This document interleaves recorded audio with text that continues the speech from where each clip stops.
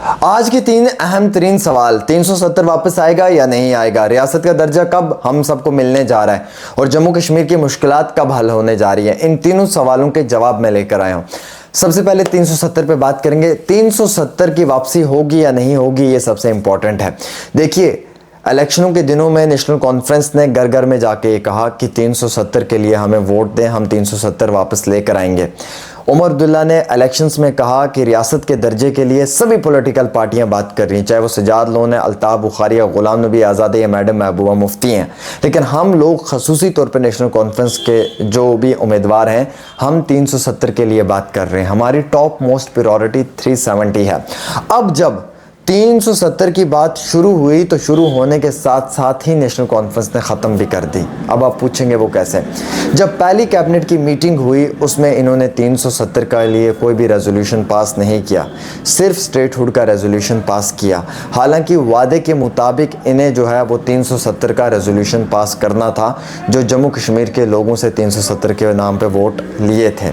लेकिन बदनसीबी यह है कि इन्होंने वहाँ पर 370 का रेजोल्यूशन फर्स्ट कैबिनेट मीटिंग में नहीं पास किया। इन्होंने सिर्फ जो है वो पहली कैबिनेट की मीटिंग में जो अगर पास किया है तो वो है क्लियर कट स्टेटहुड स्टेटस।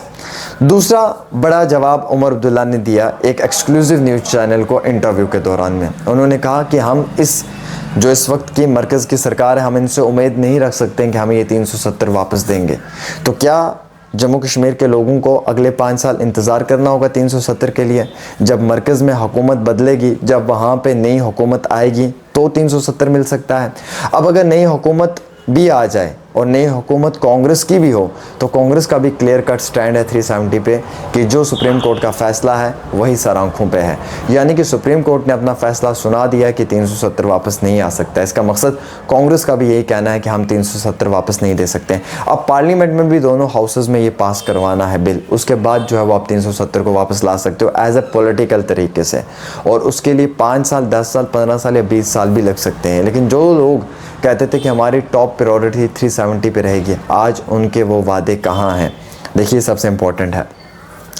उसके बाद नेक्स्ट अगेन मैं आपको बताना चाहूँगा कि रियासत के दर्जे के लिए प्राइम मिनिस्टर यानी कि वज़ीर आज़म हो, होम मिनिस्टर अमित शाह जी हों, या फिर डिफेंस मिनिस्टर राजनाथ सिंह हों, या ministry of road and transport के नितिन गडकरी जी हों, उनसे मुलाकात हुई उमर अब्दुल्ला की। उमर अब्दुल्ला ने एक वाइट डॉक्यूमेंट सबमिट किया उन्हें। उस वाइट डॉक्यूमेंट के अंदर एक रेजोल्यूशन था जो उन्होंने प्राइम मिनिस्टर के हाथ में दिया, और प्राइम मिनिस्टर ने जब वो रेजोल्यूशन लिया तो उन्होंने कहा कि ये रियासत के दर्जे को वापस देने के लिए फर्स्ट कैबिनेट की मीटिंग से पास किया हुआ रेजोल्यूशन है। तो वो हैंड ओवर होम मिनिस्टर और प्राइम मिनिस्टर के कर दिया उमर अब्दुल्ला ने। लेकिन वहाँ पे उमर अब्दुल्ला ने एक बात भी जो है वो 370 के लिए नहीं की, क्योंकि उन्हें मालूम है 370 ये लोग तो हमें देंगे नहीं, इनसे बात करने का कोई मकसद बनता नहीं है। अगर 370 के लिए नरेंद्र मोदी, होम मिनिस्टर अमित शाह से बात करना नहीं बनता है तो 370 के लिए बात करना किससे बनता है? क्या अगले 5 सालों तक कश्मीर के लोगों को 370 के लिए इंतज़ार करना होगा, या फिर कश्मीर के लोगों के साथ एक धोखा हुआ है कि हम 370 वापस लाएंगे, लेकिन हतमी जो फैसला सुप्रीम कोर्ट का वो यही है कि 370 वापस नहीं आ सकता है।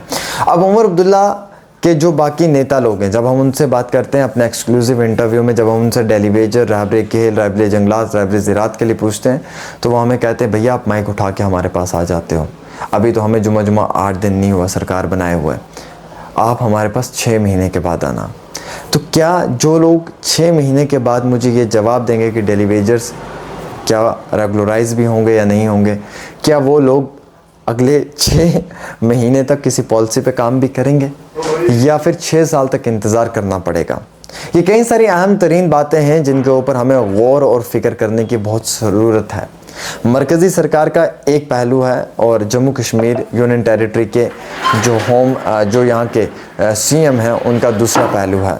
इन दोनों की बातें एक दूसरे से नहीं मिलती हैं। मरकज़ पूरा सपोर्ट उमर अब्दुल्ला को करने के लिए तैयार है, लेकिन 370 वापस देने में बिल्कुल भी इंटरेस्टेड नहीं है। तो जिन लोगों से 370 के नाम पर वोट लिया था बिफोर इलेक्शंस, क्या उन लोगों के साथ धोखा हुआ है? ये सबसे इम्पोर्टेंट है। पहली कैबिनेट की मीटिंग में रेजोल्यूशन पास स्टेटहुड के लिए होता है, ना कि 370 के लिए होता है। और उमर अब्दुल्ला ने कहा था कि मैं पहली कैबिनेट मीटिंग में 370 के लिए अपना रेजोल्यूशन पास करूंगा। तो यानी कि जो उनका वादा था, क्या वो वादा इलेक्शनों के बाद झूठा साबित हो रहा है? यह सबसे इम्पोर्टेंट रहता है।